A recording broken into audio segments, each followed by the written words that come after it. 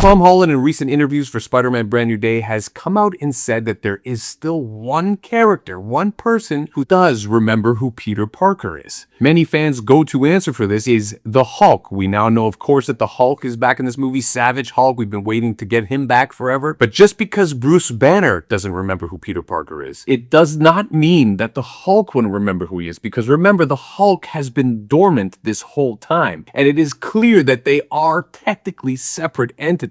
Many fans are saying, but Hulk never really interacted with Peter. Maybe because Bruce knew he was Peter, he would know he was Peter, but then why would it be the other way around? Why would Hulk remember Peter and not Bruce at that point, if that were true? So even though it feels like the right answer, it may not actually be Hulk. Now, the other obvious answer here is Sadie Sink's character, Jean Grey. Of course, she's the most powerful psychic to ever exist besides Charles Xavier. And we do hear a voiceover in the first trailer of her saying they won't be the only ones who forget who Peter Parker is, as if she already knows who he is, obviously. But that does raise a few questions because we know that in this movie, she won't be able to infiltrate Peter's mind, and she's able to get into everyone else's mind except for his. So if that's true, how would she know that he's Peter Parker if she can't see into his mind? The other side of that is that maybe Doctor Strange's spell never took to Sadie Sink's Jean Grey because she is one of the most powerful psychics out there. So maybe she still remembers it from when Peter Parker was public knowledge as to who Spider-Man was.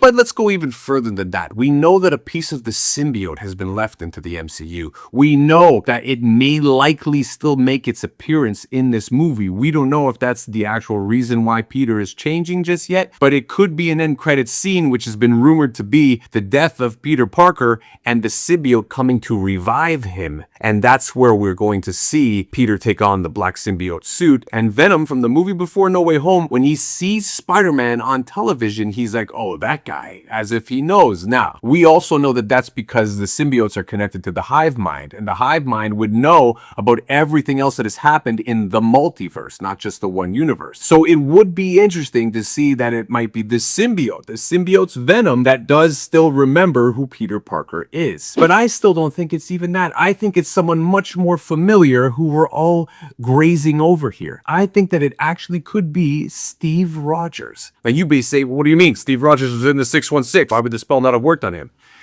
Was he though?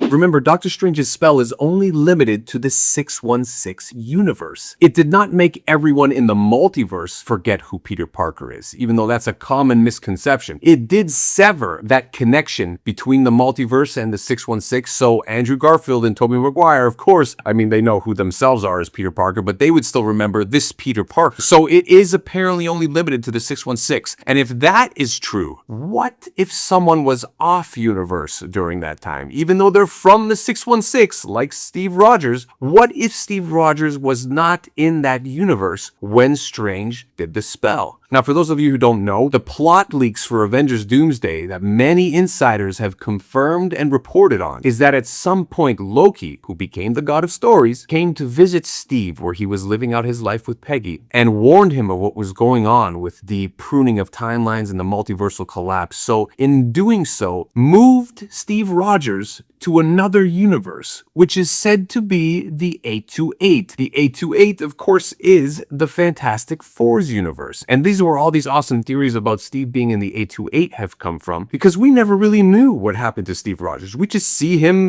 living what seems to be the past, and we do see him as old man Steve Rogers coming back into the 616 to give the shield. But we don't know what happened in that whole period of time yet. So the theory suggests that Loki moved into the 828, which is a universe where Captain America never existed, so that Steve could live out his life more peacefully with Peggy and have his son and allow that free will to happen. Remember, Kang wasn't allowing that free will. Now Loki's the god of stories and is allowing that, and that's why all of these other incursions are happening. It's said that him being in the 828 for the 10 years that he is, with his boy growing up and everything, a universe he's not supposed to be in, that creates the exact incursion that actually kills Victor Von Doom's family. family. And that's where the connection with Doom will come in. Even in the Fantastic Four movie, I'm sure you've seen, there is a scene there of a man sitting on a couch with his son watching the Fantastic Four cartoons on TV, and the sweater, the back of the hair, everything matches exactly what our Steve Rogers looks like. And it's said that that's him and his son there.